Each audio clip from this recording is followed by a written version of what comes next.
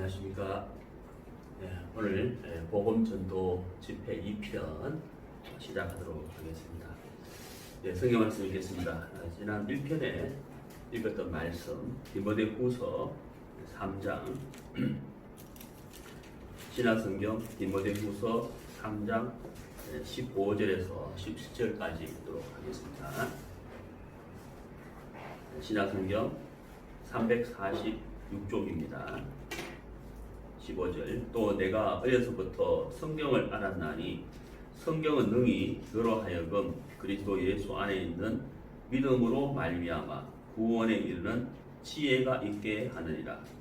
모든 성경은 하나님의 감동으로 된 것으로 교훈과 책망과 바르게 함과 의로 교육하기에 유익하니 이는 하나님의 사람으로 온전케 하며 모든 선한 일을 행하기에 온전케 하려 함이니라. 17절 말씀까지 읽습니다. 여러분 이제 필기구가 있으면요, 밑줄 한번 꺼 보시겠습니다. 거기 이제 본문 말씀에 성경은 한 단어가 있죠. 거기 한 밑줄 꺼 보시고, 그 다음에 능히라는 단어가 있습니다. 능히 거기도 한번 밑줄을 꺼 보시고요. 그 다음에 믿음으로 말미암아 그 믿음 거기도 한번 밑줄을 그어보시고, 그 다음에 구원에 이르는 지혜 거기도 한번 밑줄을 그어보시길 바랍니다. 여기 오늘 읽은 이 본문 말씀에서요, 성경은 능히라고 되어 있잖아요. 능히 성경은 능히 하느니라. 그렇죠? 성경은 능히 한다 이렇게 되어 있잖아요. 이제 영어는 이제 주어 동사가 바로 나오지만은 우리 한국어는 그렇게 않잖아요. 그래서 영어식으로 말하자면 성경은 능히 있게 한다 이렇게 되는 겁니다.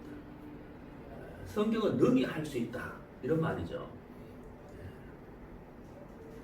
믿음으로 말미암아 구원에 이르는 지혜를 능히 줄 수 있다.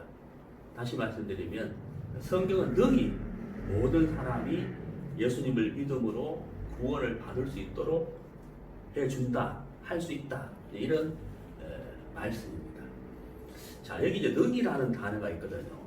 이걸 다르게 표현하면 능력입니다. 능력.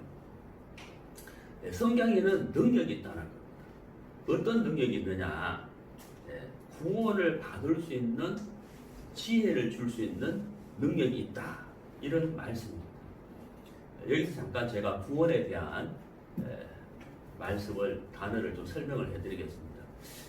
제가 이제 3편, 4편 시간이 지나면서 구원에 대해서 자세히 말씀을 드리겠습니다만은 성경은 66권이죠. 제가 1편에 말씀드렸잖아요. 성경은 66권인데 66권 성경의 가장 중요한 주제, 핵심 주제가 뭐냐면 바로 구원입니다. 요한복음 3장 16절 하나님이 세상을 이처럼 사랑하사 독생자를 주셨으니, 왜 하나님이 독생자 예수님을 이 땅에 주셨는지, 예수님이 왜 이 땅에 오셨는지를 그 이유를 요한복음 3장 16절 17절에 잘 설명하고 있습니다. 그 요한복음 3장 16절 17절에 보면은 하나님이 예수님을 이 땅에 보내신 목적은 예수님으로 말미암아 세상이 구원을 받게 하려 함이라 라고 기록이 되어 있습니다. 여기서 이제 말하는 구원이라는 것이 뭔지를 잠시 설명을 해드리면,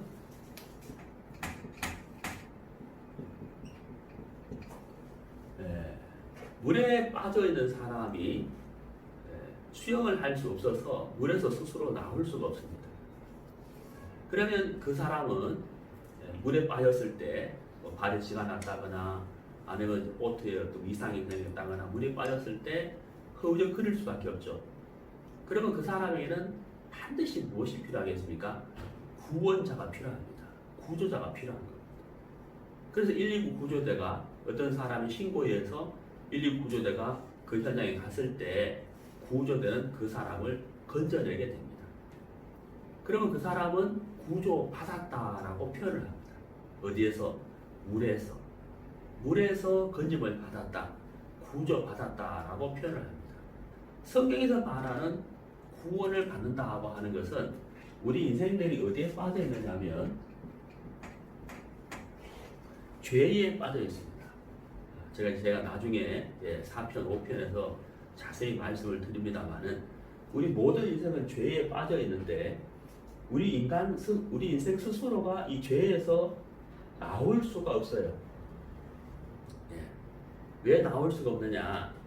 우리는 죄악 가운데 태어났고 죄를 지을 수밖에 없는 인생이기 때문에 우리 인생 스스로 죄에서 나올 수가 없습니다. 그래서 반드시 구원자가 필요한 거예요. 우리를 죄에서 능히 건져내실 구원자가 필요한 겁니다. 그 구원자가 바로 누구시냐면 예수님이신 거예요. 예수님이 바로 구원자인 겁니다. 그래서 예수님이 우리를 죄에서 건져내시는 구원자인데 우리가 이 예수님을 믿음으로 말미암아 죄에서 건짐을 받을 수가 있어요. 죄에서 건짐을 받게 됩니다. 예수님으로 말미암아. 그래서 우리가 우리의 모든 죄를 깨끗하게 사함받고 죄에서 건짐을 받게 될 때 비로소 하나님의 자녀가 되는 겁니다. 그것을 보고 구원 받았다라고 말하는 겁니다. 예수님이 땅에 오신 목적은 우리를 죄에서 건지기 위해서 오신 거예요. 구원자로 오신 겁니다. 자, 우리가 이제 구원을 받아야 되는데 구원을 받을 수 있는 말씀이 이 성경 안에 있어요. 그리고 우리가 구원을 받으려면 이 말씀을 믿는 믿음이 있어야 되고 지혜가 있어야 되는데 그 믿음과 지혜를 하나님은 성경 안에 넣어 놓으신 거예요. 그래서 오늘 읽은 본문에 보면 성경은 능히 이렇게 돼 있죠. 능히 할 수 있다. 성경은 능력이 있다는 거예요. 누구든지 이 말씀을 듣고 믿으면 능히 구원받을 수가 있는데 하나님은 이 말씀 안에 구원을 받을 수 있는 믿음을 가질 수 있는 지혜를 가질 수 있도록 다 말씀 안에 넣어 놓으셨다는 거예요. 여러분 300명이 서울서 부산까지 1시간 40분 만에 걸어서 갈 수 없잖아요. 300명이 한꺼번에. 근데 그 300명이 KTX 기차를 타게 되면 서울역에서 부산까지 1시간 40분 만에 갈 수 있다는 거죠. 그 KTX는 어떤 능력이 있느냐? 300명을 1시간 40분 만에 서울서 부산까지 이동시킬 수 있는 수송 능력이 갖고 있잖아요. 그런 것처럼 성경은 모든 사람들이 구원을 받을 수 있는 능력을 갖고 있다. 말씀 안에 그 능력을 넣어 놓으셨다는 거예요. 우리가 해야 할 일은 무엇일까요? 바로 이 말씀을 읽고 들음으로 그 믿음을 공급하는 거죠. 그래서 우리는 구원받을 수가 있다 하는 겁니다. 하나님의 자녀가 될 수 있다 하는 겁니다. 자, 다시 한번 보시죠. 성경은 능히 너로 하여금 그리스도 예수 안에 있는 믿음으로 말미암아 구원에 이르는 지혜가 있게 하느니라. 이렇게 되어 있습니다. 자, 그래서 우리가 말씀을 듣는 것이 참 중요하겠죠. 그리고 읽는 것도 중요하고 이 성경이 정말 하나님의 말씀인 것을 아는 것도 굉장히 중요합니다. 그래서 제가 1편에 성경이 어떻게 기록이 되었는지를 말씀을 드렸고 하나님이 살아계시다는 것을 어떻게 아느냐. 첫 번째는 성경이고 두 번째는 만물을 통해서 세 번째는 예수님을 통해서 하나님이 살아계심을 알 수 있고 믿음을 가질 수가 있다라는 것을 제가 말씀을 드렸습니다. 계속해서 그 부분을 좀 말씀을 드리려고 합니다. 제가 그 중국에서 약 만 3년 동안 선교를 한 적이 있었습니다. 제가 이제 장춘 신양에서 이제 사역을 했었는데요. 장춘에서 이제 북쪽으로 기차를 타고 한 3시간, 4시간 올라가면 하얼빈이라는 도시가 있습니다. 잘 아시죠?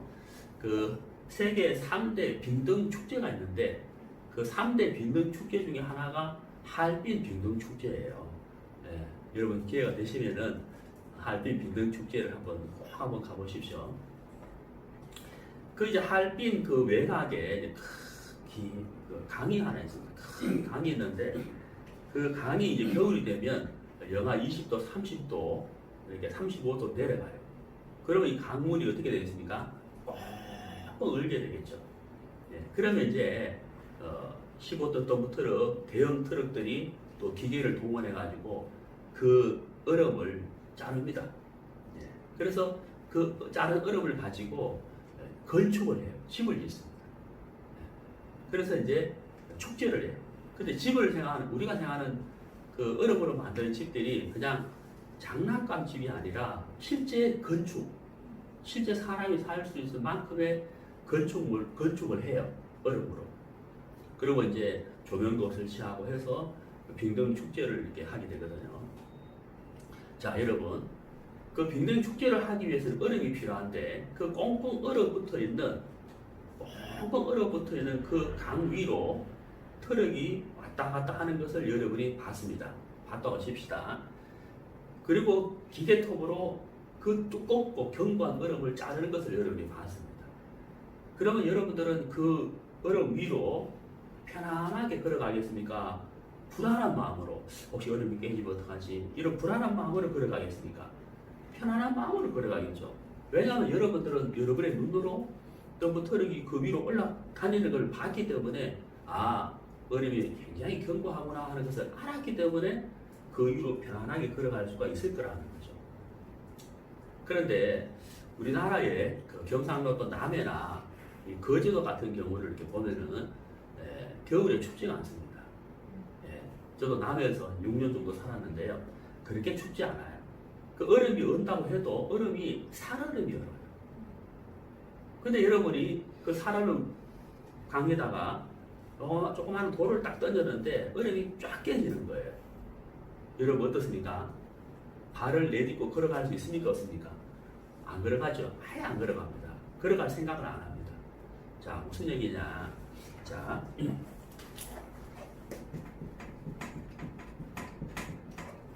글자 보이세요?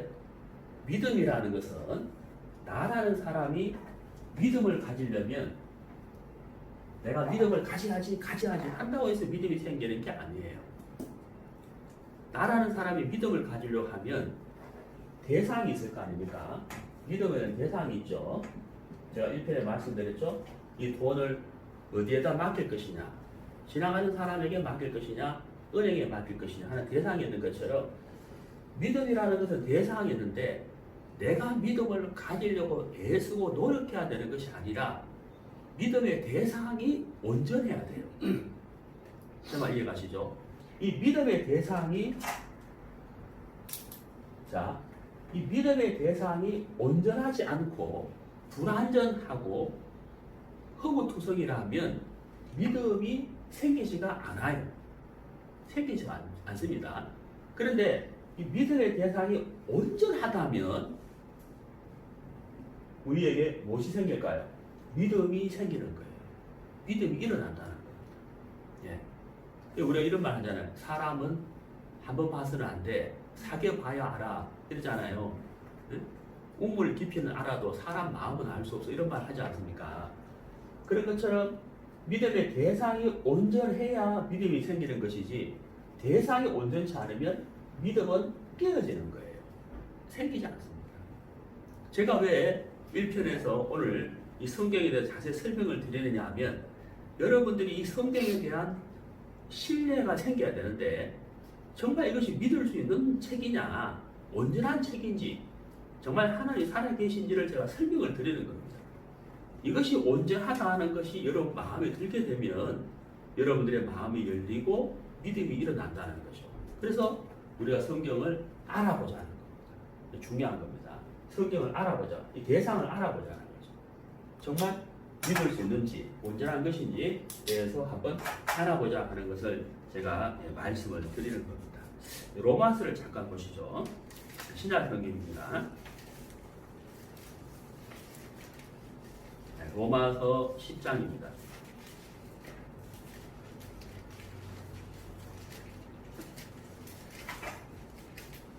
로마서 10장 17절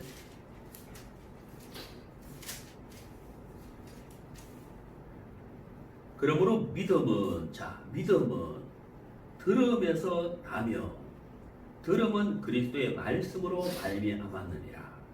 자, 여러분 여기 믿음은 나며라고 되어 있죠. 내가 믿음을 가지려고 해야 되는 것이 아니죠. 믿음은 나며 그랬잖아요. 믿음이 일어난다는 거예요. 어디에서요? 들으면서 그랬잖아요. 듣는 것은 무엇이에요? 그리스도의 말씀이다라고 되어 있습니다. 믿음의 대상이 중요한데 그 대상이 온전하지 않고 허무투성이라면 믿음이 생기지 않아요. 그러니까 온전한 하나님의 말씀을 들으면 하나님에 대한 믿음이 일어난다 하고 성경은 표현하고 있습니다. 자, 이사야 34장을 보시죠.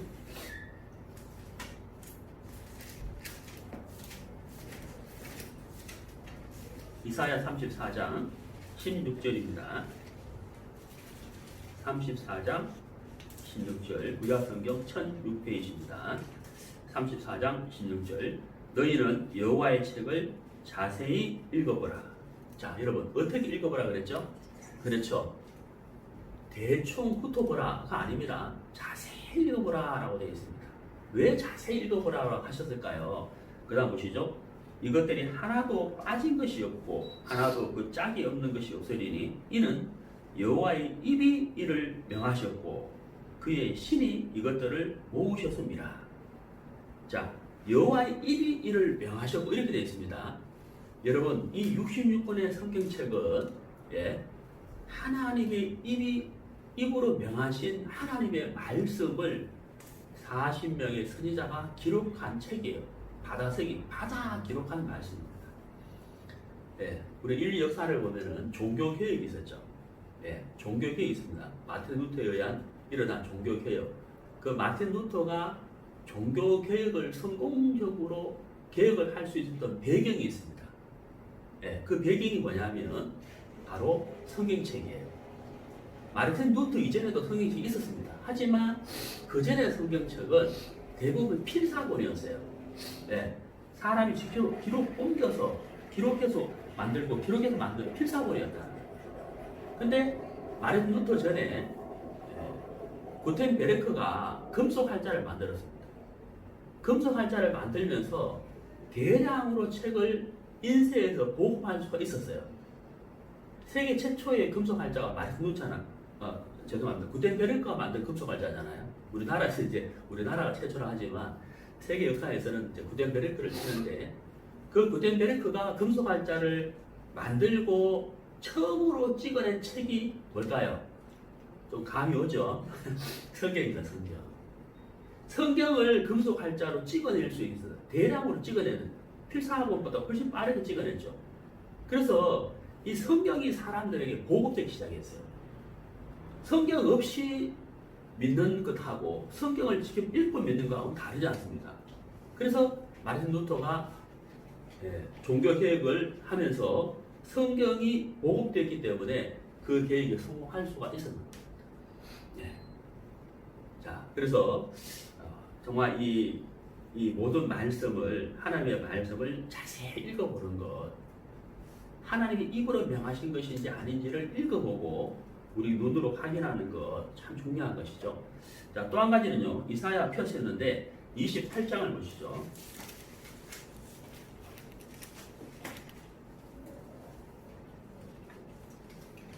이사야 28장 23절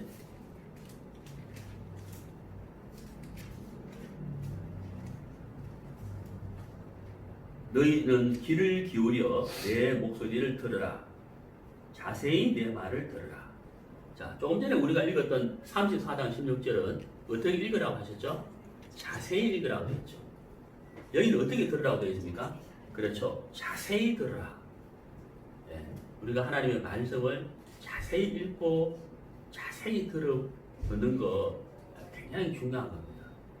우리 자세히 읽고 자세히 들음을 통해서 정말 하나님이 살아계신 분이구나 하는 사실을 우리가 알게 되고 또 믿게 된다고 하는 것입니다. 지난 시간에 이제 우리가 이 성경이 사실인지 아닌지 여러 가지 증거되는 말씀들을 이제 찾아봤습니다. 오늘도 계속해서 좀 찾아볼 텐데요. 자, 제가 이제 말씀드리고 싶은 것이 있는데요.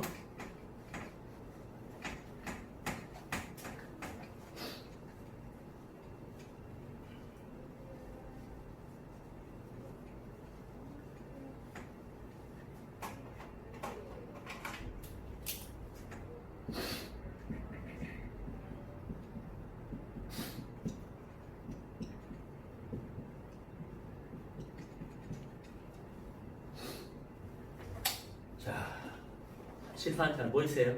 예. 제가 여기 그 칠판에다가 천동설과 시동설을 이렇게 적었습니다. 아마 여러분 다 잘 아실 겁니다. 이 천동설이라는 것은 다르게 말하자면 지구 중심설이에요. 2000년 전에 프톨레마이오스라는 사람이 주장한 학설입니다.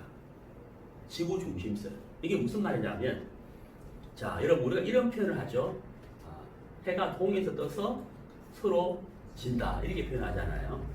여러분, 해가 동에서 떠서 서로 진다.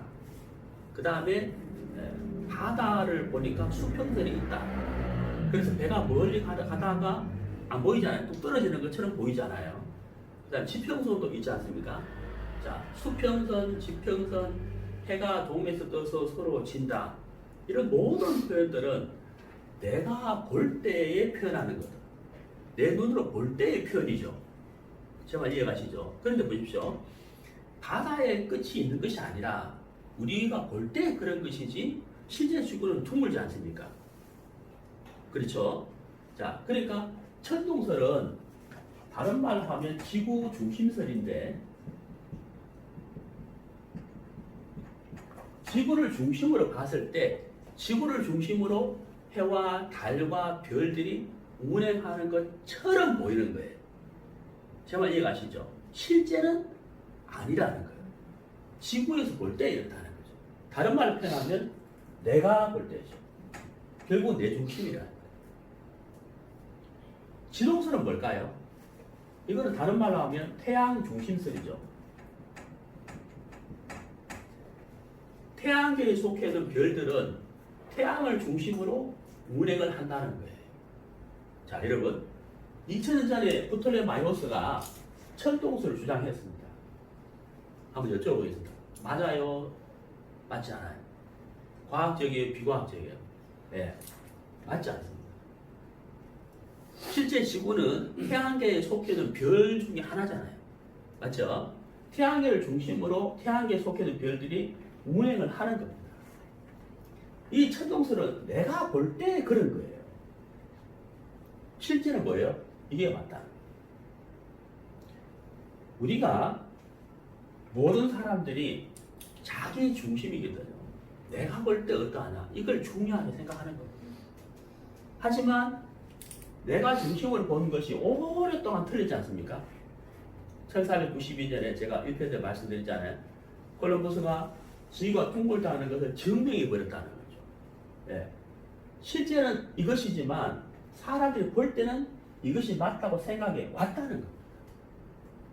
그건 인간의 생각이요 관념이라는 거죠. 여러분, 그런 것처럼 사람이 보는 것이 정확하지가 않다. 우리가 이런 이야기를 많이 합니다. 사람들이. 제가 전도에 보면 하나님 어디 있어? 영혼이 어디 있어? 영혼이 육체를 떠난다? 그런 게 어디 있어? 그렇게 말씀하시는 분들은 대부분 눈에 보이지 않기 때문에 그렇게 말씀하시는 겁니다. 여러분, 우리가 알아야 될 것이 있죠. 뭡니까? 내 눈이 정하지 않다는 겁니다. 내가 보는 것이 정하지 않다는 겁니다. 그래서 천동설과 이 지동설을 제가 말씀드린 이유는 내가 보기에, 내가 생각하기에, 내가 판단할 때 라는 생각을 여러분이 갖고 계시다면 그것을 주장하지 마시고 한번 들어보십시오. 그리고 알아보십시오. 정말 하나님이 살아계신지, 성경이 사실인지, 영혼이 있는지 없는지 알아보는 것이 중요한 겁니다. 자, 욥기를 보시겠습니다. 욥기는 구약성경 10편 앞에 있습니다. 욥기 26장.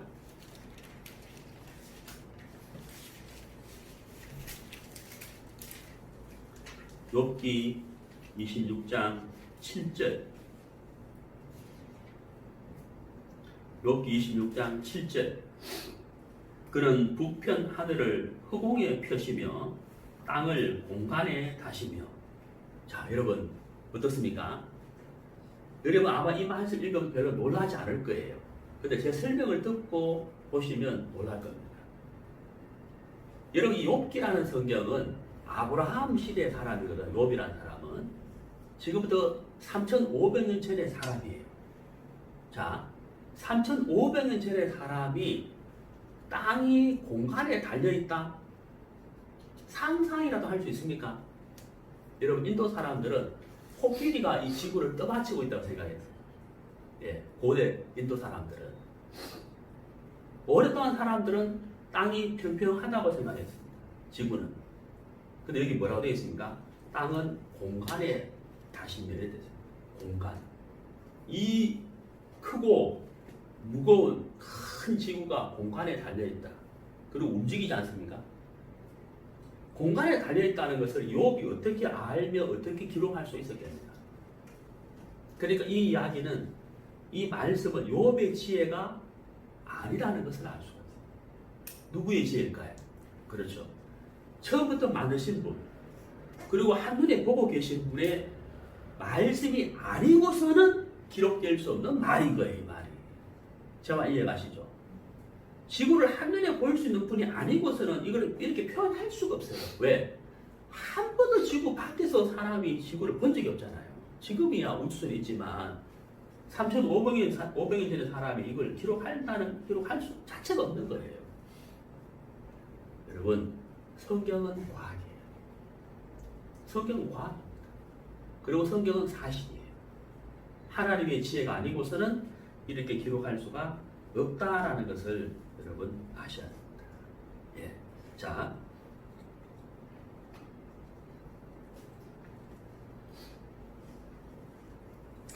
지구가 1초에 공전 속도가 1초에 30km예요. 어마어마한 속도로 공전하고 있습니다. 예. 자전 속도가 1초에 430m. 어마어마한 속도잖아요.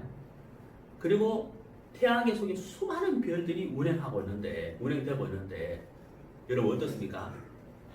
부딪히거나 충격을 하거나 사람이 거하기에 불편한 것이 전혀 없지 않습니까?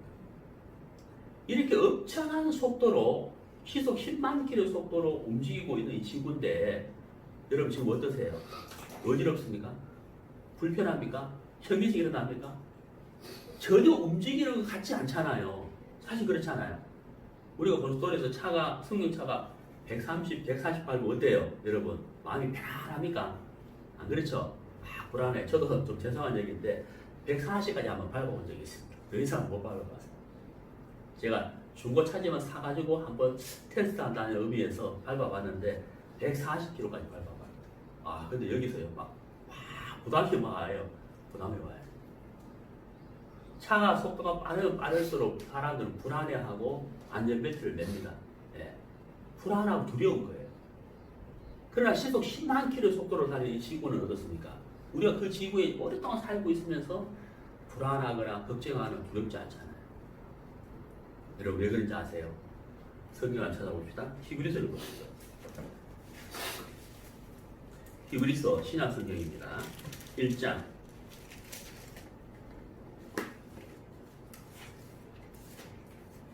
히브리서 1장 3절. 자, 이 말씀 여러분 잘 보시죠. 히브리서 1장 3절 신약성경 354페이지. 이는 하나님의 영광의 광채시요 그 본체의 형상이시라. 그의 능력의 말씀으로. 자, 능력의 말씀으로 밑줄 안 그으시죠. 능력의 말씀으로. 그 다음 뭐라 되어 있습니까? 만물을 붙드시며 라고 되어 있습니다. 만물을 어떻게 한다고요? 붙들고 있다. 무엇이? 말씀. 어떤 말씀? 능력의 말씀. 여러분, 이 말씀의 능력이 대단하지 않습니까? 여러분, 제가 제 아래 보고 여보 좀 일어나요, 김치 좀 갖고 와요 하면 제 말에 의해서 김치를 갖고 오지만 제가 이 종이컵 보고 올라가라 하면 안 올라갑니다. 왜요? 제 말에 능력이 한계가 있는 거거든요. 하나님의 말씀은 능력 그 자체입니다. 여러분 66권의 성경 맨 처음이 뭐냐면 창세기예요. 그 창세기의 맨 첫 번째 구절 말씀이 뭐냐면 창세기 1장 1절입니다. 태초에 하나님이 천지를 창조하시니라 이렇게 되어 있습니다. 하나님은 당신을 시작하는 당신을 소개하는 글이 창세기 1장 1절이에요. 당신을 뭐라고 소개했습니까? 태초에 하나님이 천지를 창조하시니라. 무슨 얘기입니까? 하나님은 곧 창조주라는 것을 소개하고 있습니다. 그것이 성경 맨 처음 첫 구절이에요. 하나님이 창조주인 것을 소개하고 있습니다. 근데 무엇으로 창조를 하시느냐? 말씀으로 창조하십니다. 하나님은 말씀으로 창조하십니다. 요한복음 1장 1절에 보면 태초에 말씀이 계시니라. 이 말씀이 하나님과 함께 계셨으니 이 말씀이 곧 하나님이시니라. 이렇게 되어 있습니다. 창세기 1장 1절은 하나님이 우주를 창조주, 창조주인 것을 소개하고 있고, 요한복음 1장 1절은 말씀이신 하나님을 소개하고 있습니다. 결국은 하나님은 말씀으로 우주 만물을 창조하신 거예요. 그러니까 하나님의 말씀은 능력 그 자체입니다. 방금 읽은 히브리서 1장 3절에 능력의 말씀으로 만물을 붙들고 있다라고 말씀하고 있죠. 그 다음 또 한 가지가 있습니다. 이게 뭘까요? 죄를 정결케 하는 일. 죄를 정결케 한다는 것은 바로 죄사함, 구원이거든요. 우리의 죄를 깨끗하게 씻음받고 구원받는 것, 그것도 말씀으로 되는 일이에요. 그래서 우리가 말씀에 귀를 기울여야 된다는 거죠. 네. 능력의 말씀이라고 되어 있습니다. 자, 그 다음에 히브리서를 폈는데요. 3장을 보시죠. 히브리서 3장.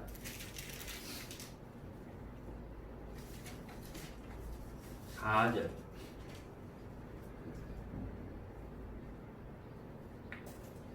집마다 지은 이가 있으니 만물을 지으신 이는 하나님이시니라. 자, 집마다 지은 이가 있으니 만물을 지으신 이는 누구시라고요? 하나님이시다라고 되어 있습니다. 여러분, 우리가 여기 이제 책상이 있잖아요. 책상과 의자가 있지 않습니까? 뒤죽박죽 섞여 있는 것이 아니고 질서가 없는 것이 아니고 질서가 있잖아요. 네, 가로 세로 이렇게 가지런히 책상과 의자가 놓여 있지 않습니까? 이것이 질서 있게 배열이 된 이유가 뭘까요? 처음부터 이렇게 된 것이 아니겠죠. 아침마다 누군가가 청소를 하고 정리정돈을 하기 때문에 이렇게 질서 있게 배열이 된 겁니다. 우리가 10월 1일 날 제가 어릴 때 국군의 날 행사할 때 보면은 군인들이 진짜 이렇게 착착착착 행진하는데 정말 멋있어요. 가로 세로 줄이 정확하고 팔 높이도 정확하지 않습니까? 네. 나중에 알고 봤더니 6개월 훈련 받았다. 6개월 연습한대요. 정확한 질서가 있다는 것은, 질서라는 것은 그냥 우연히 되어지는 게 아니거든요. 질서가 있다는 것은 누군가의 지시를 받았다는 이야기입니다. 그렇죠? 누군가의 지시를 통해서 질서가 생겨지는 거잖아요. 국군의 날 행진할 때 우연히 그렇게 될 수 없다는 거죠. 초등학교 운동장에 가보면 아침 조회 시간 전에 학생 애들이 어때요? 막 뛰어놉니다. 떠들고 시끄럽고. 그렇죠? 우는 애들 막 고무줄을 하는데 막 뛰어놀잖아요. 근데 조회 시간이 되고 교장 선생님이 단에 올라가면 어떻습니까? 학생들이 줄 서 있는 게 질서가 딱 잡혀잖아요. 선생님들에 의해서 질서가 잡혀갔다는 거예요. 그렇다면 우주에 수많은 별들이 운행을 하고 있는데 부딪히지 않고 정확하게, 특히 지구는 1년 365일 24시간 봄, 여름, 가을, 겨울 이렇게 정확한 사계절과 시간에 의해서 자전거와 공전을 하고 있다는 것은 누군가의 질서와 계획이 있었기 때문이라는 것입니다. 우연히 이렇게 될 수는 없다는 거예요. 바로 이 만물을 붙들고 있는 분이 누구시냐? 히브리서 1장 3절. 바로 말씀이신 하나님. 능력의 말씀으로 이 만물을 붙들고 있기 때문에 질서가 생기는 것이다 하는 겁니다. 자, 성경을 찾아보시죠. 이사야서입니다. 45장입니다.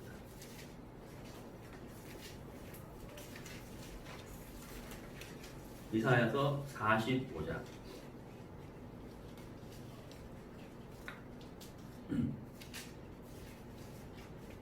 18절입니다. 구약성경 1022페이지 이사야서 45장 18절. 여호와는 하늘을 창조하신 하나님이시며 땅도 조성하시고 경복케 하시되 헛되이 창조치 아니하시고 그 다음 잘 보십시오. 사람으로 거하게 지으신 자신이라. 자, 뭐라고요? 사람으로 거하게 지으신 자신이라. 이렇게 돼 있잖아요. 여러분, 저는 이제 제가 살고 있는 집이 그 산 기슭이 있어요. 저는 바다보다 산을 좋아하고 숲을 좋아해요. 그리고 집 바로 뒤에 걸어서 1분 거리에 공원이 있어요. 공원이 있고 거기서 한 3분만 걸어가면 산이에요. 산 기슭이. 그래서 아침에 또 저녁에 이렇게 공원을 이렇게 쭉 걸으면요 정말 기분 좋아요. 상쾌해지거든요. 복잡한 일이 있을 때마다 그 공원에 갑니다. 그리고 지금은 이제 요즘 비가 많이 와서 안 갑니다만은 제가 일주일에 한 5번은 그 뒷산을 등산을 하거든요. 다섯에 한 40분쯤. 산을 이렇게 오르고 내려오면 참 기분이 좋아요. 근데 여러분이 공원에 가시거나 산에 가시거나 아니면 나무나 들판을 보면 대부분 무슨 색깔이든가요? 빨간색이에요? 검은색이에요? 대부분 초록색으로 되어 있죠. 초록색으로 되어 있습니다. 나무도 잔디도 이런 풀들도 다 대부분 녹색이잖아요. 다 녹색이죠. 여러분 한번 생각해 보십시오. 저는 그런 나무나 잔디나 풀을 볼 때마다 참 감사해요. 네, 감사합니다. 하나님이 만약에 말입니다. 만약에 나무 잎과 잔디와 풀들을 붉은색으로 만들었다 해봐요. 만약에 여러분 어떻겠습니까? 여러분 나무들을 볼 때마다 공원에 갈 때마다 산에 갈 때마다 어떻겠습니까? 굉장히 힘들고 고통스러울 거예요. 아마 찾아가지 않을 겁니다. 제가 중국에서 약 3년 동안 살아봤습니다. 선교를 하고 몽골에서 제가 3개월 동안 선교를 갔습니다. 특히 제가 몽골에 갔는데요. 제가 간 몽골 지역이 바롱하라라는 시골이에요. 한 3,000명 사는 시골입니다. 건물도 별로 없고 그냥 정말 시골이에요. 신호등도 없는 아주 외진 시골이거든요. 제가 거기에 11월 달에 가서 3개월 이런 동안에 무슨 색깔만 보고 왔겠습니까? 흰색만 보고 왔어요. 눈이 녹지를 않는 거예요. 영하 30도, 35도니까요. 정말 추워요. 예. 제가 걸어가다가 한 10번은 넘어져요. 쾅 하고 막 넘어져요. 흙 색깔을 본 적이 없어요. 눈이 안 녹아요. 그러니까 산도 흰색, 고속도로도 흰색. 예? 고속도로 해봐야 진짜 우리 한국에 비하면 아무것도 아닌데 흰색만 계속 3개월 보다 보니 지겨운 거예요. 정말 지겨워요. 그래서 빨간색, 푸른색 이 색깔이 그립더라고요. 무슨 말인지 이해가시죠? 여러분 그 색깔을 6개월 동안 본다면 사람이 어떻게 될까요? 흰색을 제가 좋아하지만 흰색을 3개월 보니까 정말 마음에서부터 힘들어져요. 우울증 환자가 많이 일어난다고. 그 색만 계속 본다면. 여러분 참 신기하지 않습니까? 우리가 왜 산에 가면 기분이 좋으냐는 거예요. 공원에 가면 왜 기분이 좋으냐요. 우선 색깔이 어떻습니까? 푸르지 않습니까? 그리고 그 나무에서 피톤치드가 나와서 사람을 굉장히 유익하게 한다는 거예요. 하나님의 세심한 계획을 하는 거예요. 네. 여러분 이런 생각 해보셨어요?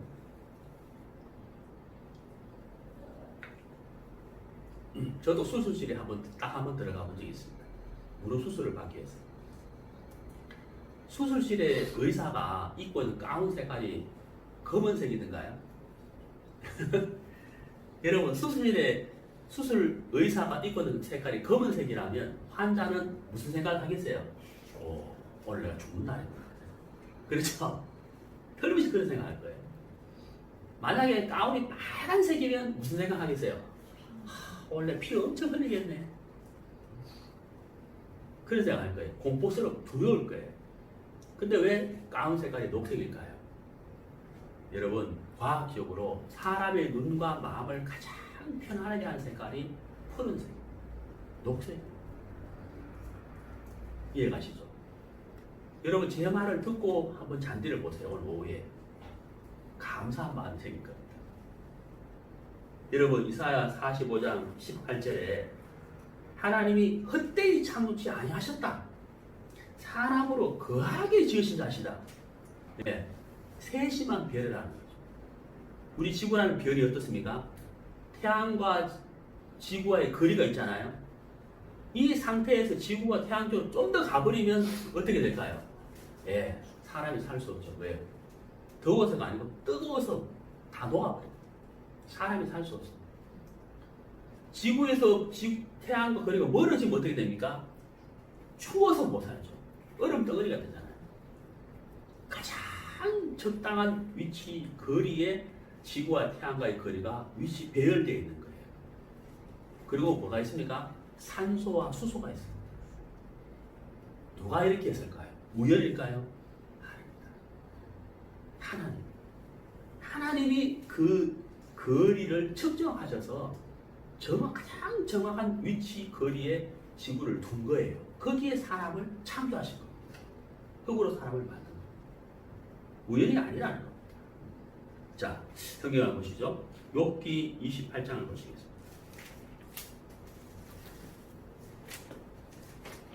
욥기 28장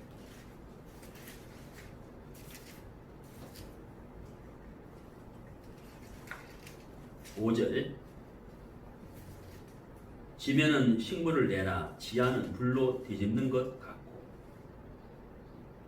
자, 지구의 지면은, 땅의 지면은 식물을 내는데 지하는 불로 뒤집는 것 같고 라고 되어 있죠.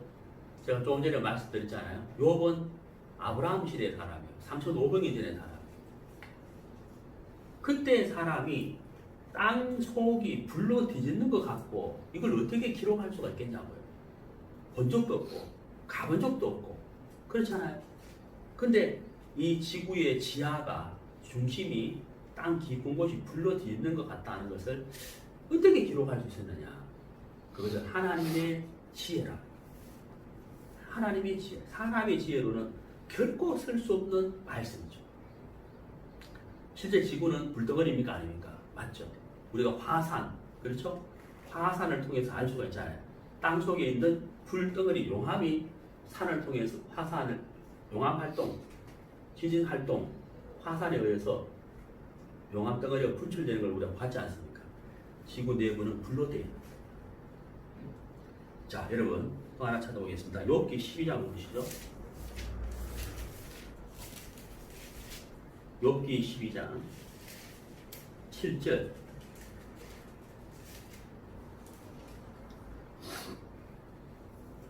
욥기 12장 7절. 이제 모든 짐승에게 물어보라. 그것들이 내게 가르치리라. 공중의 새에게 물어보라. 그것들이 또한 내게 고하리라. 자, 여기 보시면 가르치리라 라고 되어 있죠. 누가 누구를요? 공중의 새에게 물어보라. 바다의 고기에게 물어보라. 가르친다 그랬잖아요. 말도 못하는 짐승들이 우리에게 가르친다. 이게 무슨 뜻일까요? 여러분, 북극 제비 갈매기라고 아세요? 아마 들어보셨을 겁니다. TV에서도 보셨을 거예요. 동물의 왕국. 북극 제비 갈매기가 있어요. 새인데,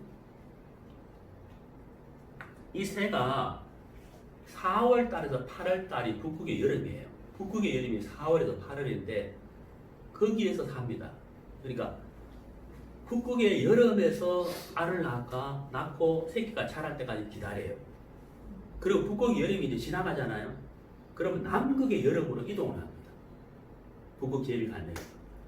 그러니까 북극에서 알을 놓고, 북극 여름에서 알을 놓고 그 새끼가 자랄 때까지 기다렸다가 이제 여름이 지나가면 다시 남극의 여름으로 와요. 남극으로 이동을 해요. 남극의 여름에. 남극의 여름이 되면 남극으로 이동을 하는 거예요. 근데 북극과 여름 왔다 갔다 하잖아요. 다시 남극에서 또 북극의 여름이 되면 또 여름으로, 북극으로 가거든요. 거기서 또 알을 낳아요. 그러면 이 북극 제비 갈매기가 1년 동안 이동하는 거리가 38,000km예요. 38,000km. 어마어마하지 않습니까? 근데요, 여러분, 더 놀라운 것이 있어요. 북극 제비 갈매기가 내비게이션을 갖고 있지 않습니다. 네. 내비게이션을 갖고 있잖아요. 근데 어떻게 그 북극 제비 갈매기가 어떻게 북극에서 남극으로 38,000km 긴 왕복 거리를 왔다 갔다 하면서 정확하게 도착할 수 있느냐는 거예요. 굉장히 신기하지 않습니까? 우연히 그렇게 될까요? 그렇지 않아요. 저도 어디 다른 도시를 갈 때는 내비게이션을 켭니다. 왜요? 편하게 내비게이션 인도를 받아서 찾아가는 거예요. 제가 오래전에 서울에서 사역을 한 적이 있었는데 그때 어느 교회를 갔는데 집회를 마치고 집에 오는데 3시간 걸려와. 3시간 30분 거리를 3시간 걸려왔거든. 그때 내비게이션이 없어요. 서울에 간 지 얼마 안 됐을 때거든요. 가다가 묻고 지도책을 펴보고 해가지고 강남 강북 왔다 갔다 하면서 3시간을 걸려서 제 집에 도착한 적이 있었어요. 여러분, 이 말 못하는 대화할 수 없는 이 새가 어떻게 그 무리들이 정확하게 북극에서 남극으로 남극에서 북극으로 오고 가냐는 거죠. 그것도 38,000km 그 긴 시간. 놀랍지 않잖아요. 여러분, 성경은 뭐라고 대답하고 있느냐? 욥기를 보시죠. 39장 욥기 39장 욥기 39장 13절 타조는 즐거이 그 날개를 친다마는 그 뒷과 털이 인자를 베푸느냐? 그것이 알을 땅에 버려두어 모래에서 더워지게 하고 발에 떼어질 것이나 들짐승에게 밟힐 것을 생각지 아니하고 그 새끼에게 무정함이 제 새끼가 아닌 것처럼 하며 그 구로한 것이 헛되게 될지라도 괴년치 아니하나니. 자, 여러분 여기 타조에 대해서 설명하고 있죠. 타조가 알을 낳았어요. 새끼를 낳았는데 그 새끼가 절 좀 주세요 하고 막 운다는 거죠. 근데 여기 뭐라 되어 있습니까? 괴년치 않는다. 신경 쓰지 않는다는 거죠. 자기 새끼가 아는 것처럼 대한다는 거죠. 죽든지 말든지 살든지 신경 안 쓴다는 거예요. 땅에 버린다는 거죠. 말 못하는 짐승이 이러지 않는데, 말 못하는 짐승이라도 이러지 않는데 타조는 이렇다는 거예요. 왜 그러냐? 여러분 17절 보세요. 이는 그랬죠. 왜 타조가 그러냐? 이는 하나님 내가 지혜를, 그 다음 뭐라 되어 있습니까? 풍부하지 아니하고 총명을 주지 아니함이라 이렇게 되어 있잖아요. 여러분 어떻습니까? 타조가 왜 자기 새끼가 아닌 것처럼 죽든지 말든지 신경 쓰지 않느냐 하면 타조는 자기 새끼를 보호해야 된다, 사랑해야 된다, 잘 키워야 된다는 그런 마음, 지혜가 없다는 거예요. 왜? 여기 17절에 뭐라 있습니까? 이는 하나님 내가 그 지혜를 풍부하지 않았다. 하나님이 그 지혜를 주지 않았다는 이야기예요. 하나님이 지혜를 주지 않았기 때문에 타조는 그렇게 사는 거예요. 무슨 얘기인지 아십니까? 알겠습니까? 여러분 우리 자매님 또 우리 여자분들 결혼을 하고 자식을 낳았잖아요. 자식을 위해 참 희생하죠. 아프면 어떻습니까? 잠을 못 자지 않습니까? 자식이 아픈 것보다 더 마음이 아프잖아요. 자식이 한번 웃어주면 모든 힘든 것이 녹아버리잖아요. 눈빛이 녹아버리고 사라져버리잖아요. 자식을 위해서 모든 수고와 희생을 아끼지 않고 살아갑니다. 그래서 어머니라는 단어가 위대한 거예요. 근데 여러분 왜 여자들이 자식을 위해서 그렇게 수고하고 희생하며 사랑하고 살아갈까요? 그게 여러분의 지혜일까요? 그렇지 않습니다. 여기 뭐라고 되어 있습니까? 하나님이 그 마음을 주신 거예요.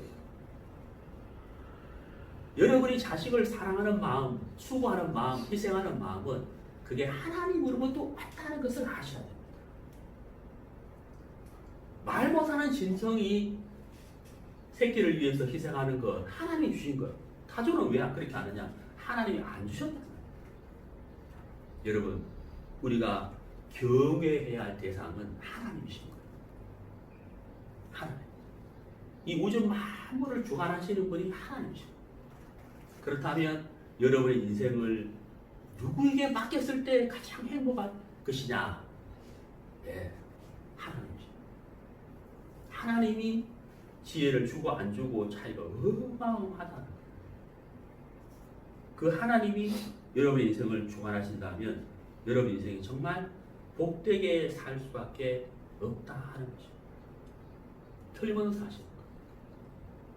자, 여러분, 혹시 여러분 천동설과 지동설을 말씀드렸는데 혹시 여러분 중심으로 살고 있다면 제가 전하는 이 말씀을 잘 끝까지 들으시고 말씀 중심으로 인생을 바꿔보십시오. 저는 확신합니다.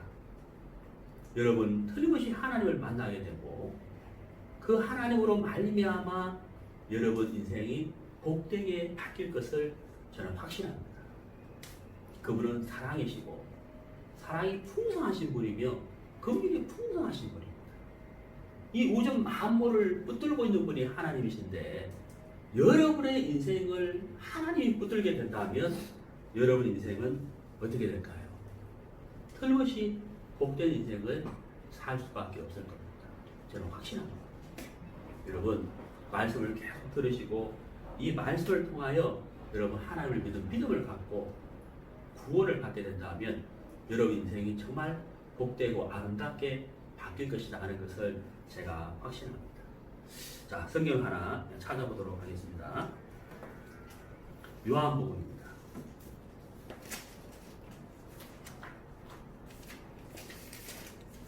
요한복음 3장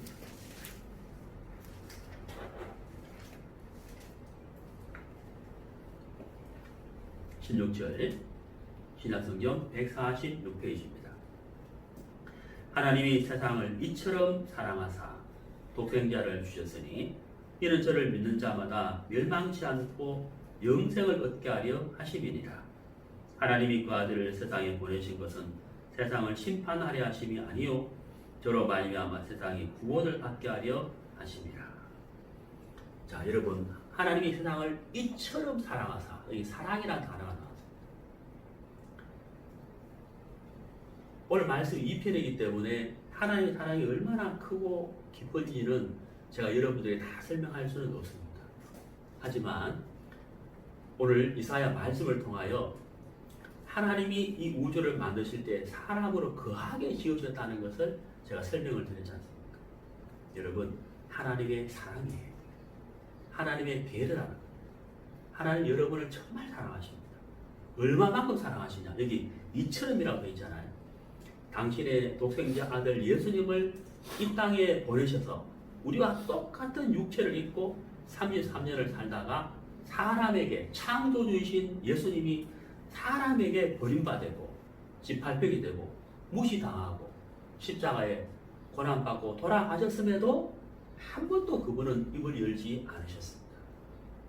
능력을 갖고 있음에도 사람에게 보응하지 않았습니다. 바로 그 사랑을 여러분을 위한 사랑이에요. 그 사랑은 여러분을 위한 사랑입니다. 여러분 3편, 4편, 5편 계속되어지는 이 말씀을 잘 들으시고 정말 하나님이 살아계신 분인 것을 알며 그 사랑을 깨닫게 된다면 여러분 인생은 복되게 바뀔 것입니다. 자, 오늘 2편은 여기까지 하고 3편에서는 우리 인생에 대해서 같이 공부하도록 하겠습니다. 하나님이 사람을 지으셨고 어떻게 지으셨는지 정말 영과 혼이 있는지 없는지에 대해서 같이 공부하면서 하나님이 살아계신 분인 것을 우리가 알게 되기를 바랍니다. 네, 오늘 2편은 여기까지 하겠습니다. 감사합니다.